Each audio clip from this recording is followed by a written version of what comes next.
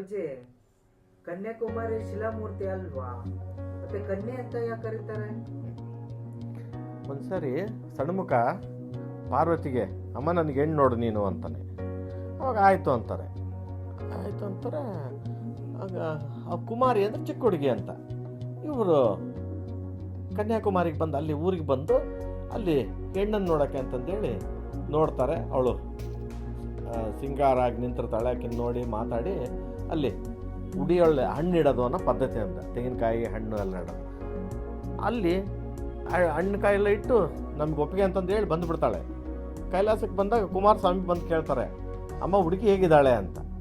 ಹುಡುಗಿ ನನ್ನ ಥರನೇ ಇದ್ದಾಳೆ, ತುಂಬ ಚೆನ್ನಾಗಿದ್ದಾಳೆ ಅಂದ್ಬಿಡ್ತಾರೆ. ನಿನ್ನ ಥರ ಇದ್ರೆ ನನಗೆ ತಾಯಿ ಆಗ್ತಾಳಲ್ವಾ, ಹಾಗಾಗಿ ನಾನು ಮದುವೆ ಆಗಲ್ಲ, ನನಗೆ ಬೇಡ ಅಂತಂದು. ಅದು ಇವತ್ತಿಗೂ ಅಲ್ಲಿ ಹೋಗೋರು ಹಣ್ಣುಕಾಯಿ ಇಟ್ಟೇ ಬರ್ಬೇಕು ಆಕೆಗೆ. ಒಂದು.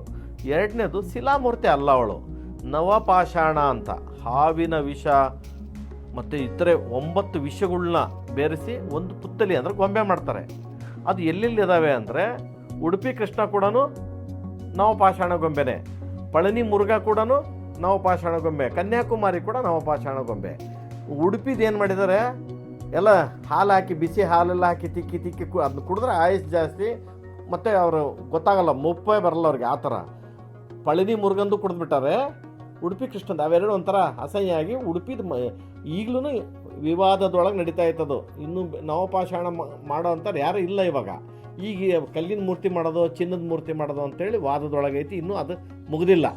ಅದಕ್ಕೊಂದು ದನ ಕಟ್ಟ ಕೋಲಿನ ಥರ ಐತಿ, ಅದಕ್ಕೆ ಇವ್ರು ಸುಮ್ಮನೆ ವಜ್ರ ಲೇಪನ ಅಂತ ಕಣ್ಣು ಮೂಗು ಸೊಂಟ ಬಾಯಿ ಎಲ್ಲ ಇಟ್ಟು ಕೃಷ್ಣ ಅಂತ ಇದ್ದಾರೆ. ಆಗಲೂ ಹೋಗ್ಬಿಟ್ಟೈತದ್ದು. ಮುರುಗಂದು ಮೂರ್ತಿನೇ ತೆಗೆದು ಚೇಂಜ್ ಮಾಡ್ಯಾರ. ಆದರೆ ಕನ್ಯಾಕುಮಾರಿದು ಮಾತ್ರ ಏನೂ ಮಾಡೋಕ್ಕೆ ಕೊಟ್ಟಿಲ್ಲ, ಅಷ್ಟು ನೀಟಾಗಿದ್ದಾಳು ಅವಳು. ಅದಕ್ಕೆ ಕನ್ಯಾಕುಮಾರಿ.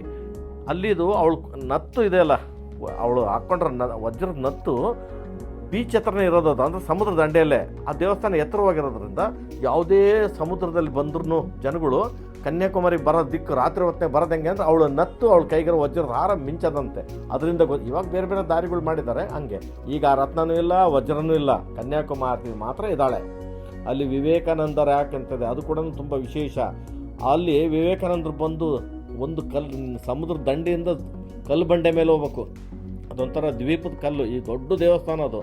ಅಲ್ಲಿಂದ ಅಲ್ಲಿಗೆ ಹೆಚ್ಚು ಕಡಿಮೆ ಕಿಲೋಮೀಟರ್ ಗಟ್ಟಲೆ ಅದು. ಅವರು ಈಜ್ಗಂತ ನೀರಲ್ಲಿ ಈಜ್ಕಂತ ಹೋಗಿ ಆ ಕಡೆ ದಡೆ ಮುಟ್ತಿದ್ರಂತೆ. ಒಂದು ದಿವಸ ಧ್ಯಾನ ಕೂತ್ಕೊಂಡಾಗ ಅಮ್ಮನವ್ರು ಬಂದು ಒಂದು ಪಾದ ಇಟ್ಟಿದ್ದಾರೆ ಆ ಕಲ್ಲಿನ ಮೇಲೆ. ಅದು ಇವತ್ತಿಗೂ ದೊಡ್ಡದೊಂದು ದೇವಸ್ಥಾನ ಥರ ಮಾಡಿ ಗ್ಲಾಸ್ ಎಲ್ಲ ಹಾಕಿಟ್ಟಿದ್ದಾರೆ. ತುಂಬ ಚೆನ್ನಾಗಿದೆ ಅದು, ಅಮ್ಮನವ್ರ ಪಾದ ಕೂಡ ಇದೆ. ಹಂಗಾಗಿ ಕನ್ಯಾಕುಮಾರಿ ಇವತ್ತು ಅವಳು ಕನ್ಯೆನೇ ಆಗಿ ಉಳ್ಕೊಂಡ್ಬಿಟ್ರು ಅವಳು. ಹಂಗಾಗಿ ಕನ್ಯೆ ಕುಮಾರಿ ಅಂತೇಳಿ ಇಷ್ಟೇ ಕಥೆ. ಹೇಗಿದೆ ಕನ್ಯಾಕುಮಾರಿ? ಹೌದು.